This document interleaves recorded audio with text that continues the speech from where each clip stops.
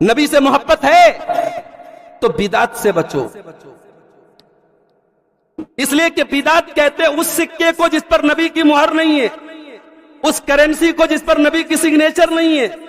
जो बिदात करता है वो मार्केट में नकली नोट चलाने की कोशिश कर रहा है, और नकली नोट चलाने वाला सरकार का मुजरिम होता है।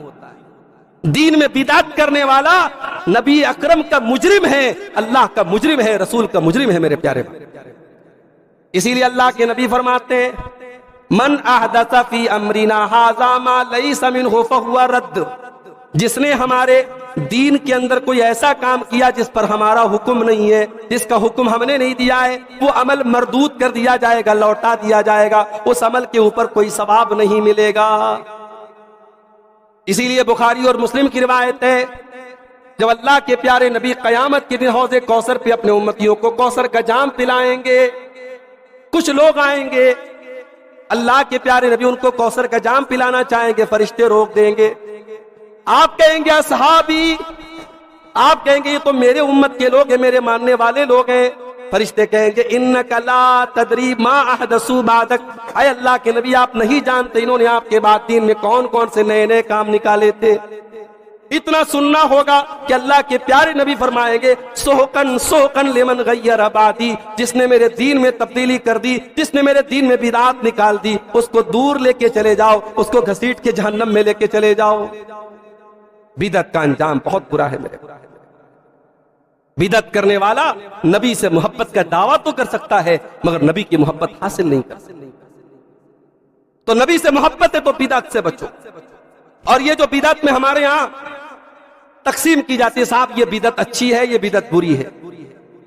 मरने वाला मर गया, तीसरे दिन हम साहब उसकी तरफ से बिरयानी बांट रहे, नाम रख दिया तीजा। हर साल बरसी मना रहे, नाम रख दिया बरसी। 40वें दिन खाना बंटवारे गरीबों में, नाम रख दिया 40वां। अब पूछो साहब ये बिदअत है तो कहते हैं ये बिदअत हसना है। ये कोई हसना वसना नहीं, ये उम्मत को फंसाया गया है मेरे। मैं कहता हूं गरीबों को अगर आपको सदका खैरात करना है अपने मैयत की तरफ से, अपने बाप की तरफ से, अपने वालिदा की तरफ, कभी भी करो ना।